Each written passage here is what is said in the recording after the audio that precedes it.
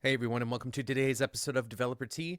My name is Jonathan Cottrell, and my goal on the show is to help driven developers like you find clarity, perspective, and purpose in their careers.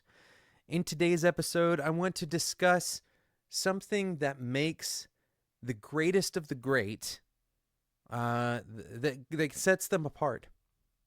Something that you'll find consistent in every top level athlete, in every top level thinker, writer, um, and you'll find in kind of a backwards way that the most kind of talented engineers that you've encountered probably do this as well. And the simple idea is deliberate practice. You've heard about deliberate practice before, probably either on this show or in a book or in a blog post. And a lot of the time, we imagine deliberate practice to just be the same thing as practice. In other words, repetition. And we're missing the boat if all we're imagining, deliberate practice to be is practice, and we're proxying that to repetition, to experience, to something as simple as doing the thing over and over. And while doing the thing over and over certainly will give you more intuitive understanding of how things respond, it's not the same as deliberate practice. So, first, I want to talk about kind of what the differentiation is. And then I want to kind of help you connect the dots for how you can think about deliberate practice, which is actually kind of the harder part. How do you incorporate deliberate practice into your career as an engineer or as an engineering manager? That can be the hard part. All right, so let's differentiate. Deliberate practice is indeed partially repetition, right? That's part of it. You will get your repetitions as a part of your practice, but deliberate practice is specifically talking about doing a very narrow set of activities or participating in a narrow, um, you know,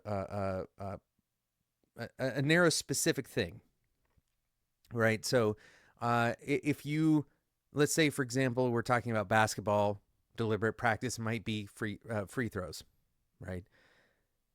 And you're doing that narrow activity that you want to improve at.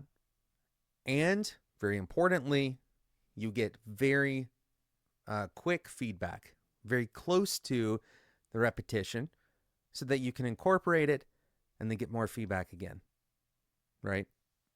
And so ideally, the cycle time between these repetitions is low.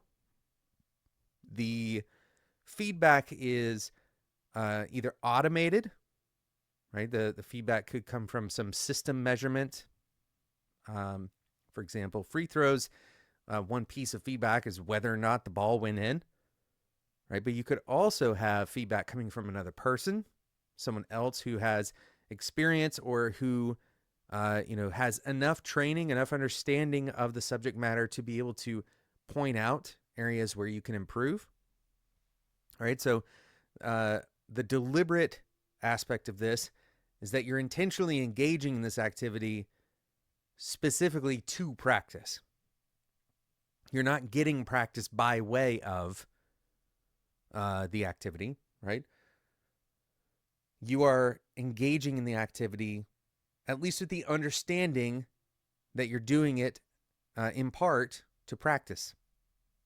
That is the deliberate aspect of deliberate practice. So that's the difference between that and just, the average practice, going and doing the thing. Deliberate practice is stepping into a specific environment, right? An environment that you create, maybe.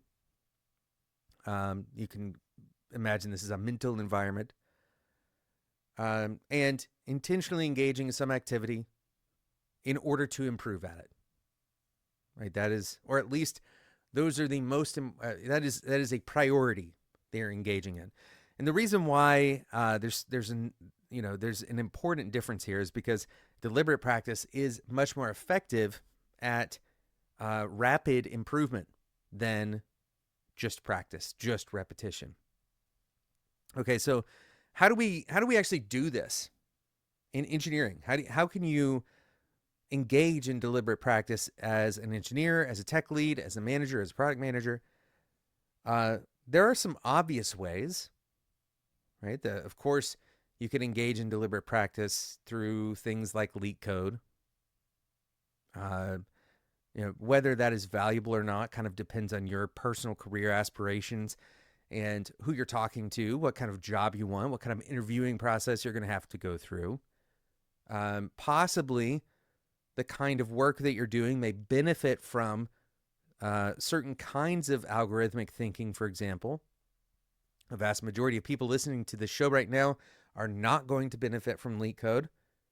So adopting that as deliberate practice might be more trouble than it's worth. So what should you adopt? What are other things that you can practice deliberately at? There's a lot of options here.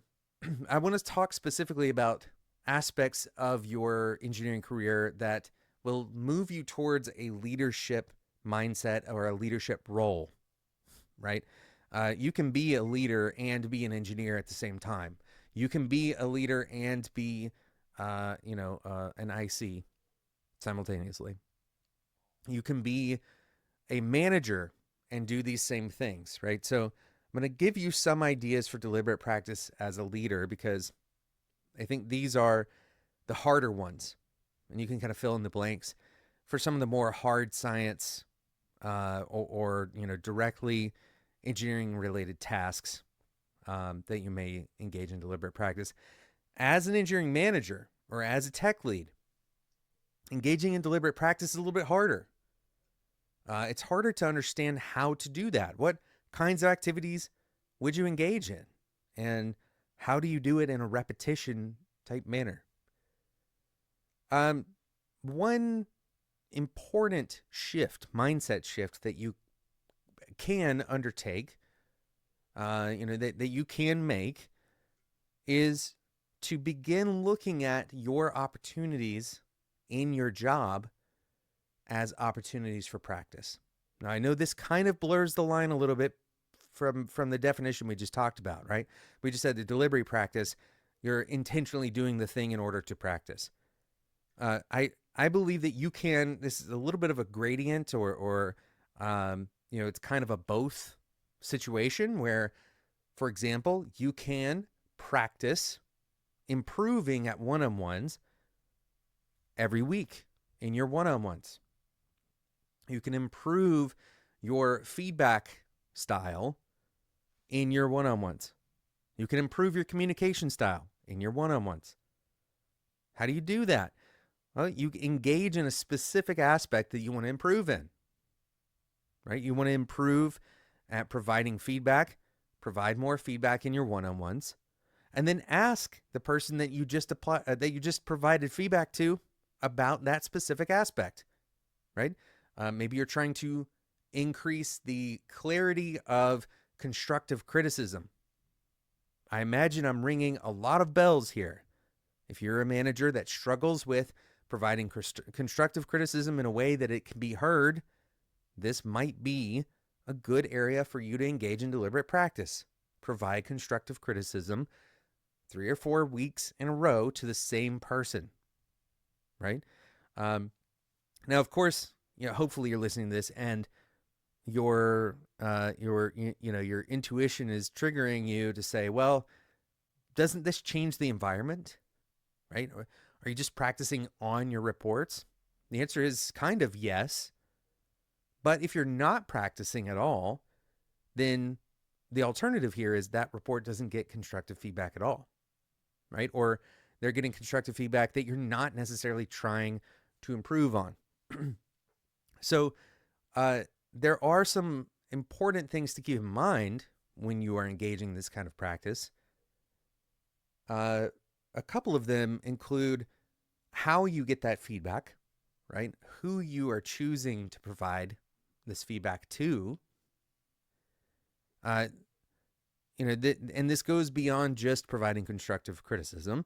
There may be communication of technical concepts to non-technical people, for example. This might be an area that you want to improve in. is a very important thing for senior engineers and managers to be able to do. How do you communicate a complicated technical problem to a non-technical contributor, non-technical manager, right?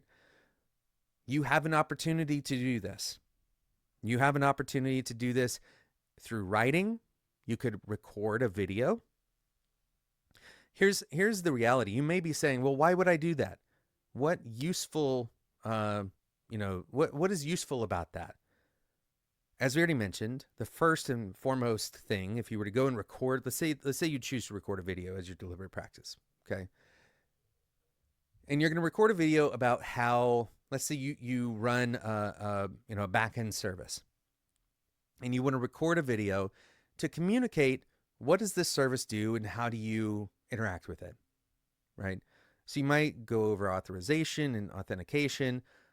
You might talk about what kinds of data are in the endpoints. What environments does this thing run in? There's a bunch of things you could go over. Sure.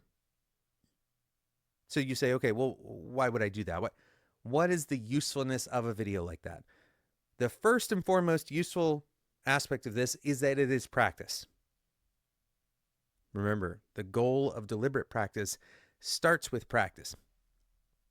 But I'll add on to this that you almost certainly will find, that if you engage in these deliberate practice activities, that you're going to create more value than you realize by just engaging in those activities.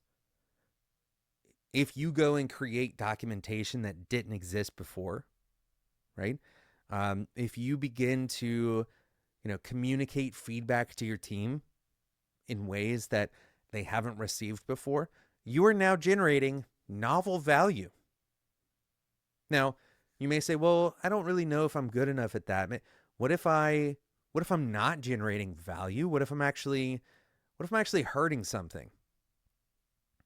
The vast majority of the time, when managers engage in these behaviors, if they aren't generating value, it's usually a net neutral. In other words, you create the video and it doesn't catch on, nobody really cares, and so it goes by the wayside. It gets forgotten, it gets archived, nobody ever looks at it. But you got the practice in. So the goal of the video still was met. It is very rare for you to create something like this, create documentation or video, and it have a net negative effect, right? In other words, it's going to hurt something. So at the very least, you've accomplished your deliberate practice and you've probably added value in your role. And this is probably novel value. My guess is if you were to poll the other managers, your peer managers, about whether or not they've done something like this, if they are deliberately practicing by creating these things or by engaging with their team in these particular ways, I would venture to say the vast majority have not, because this isn't an intuitive thing to do, to practice in this manner. Is not necessarily intuitive.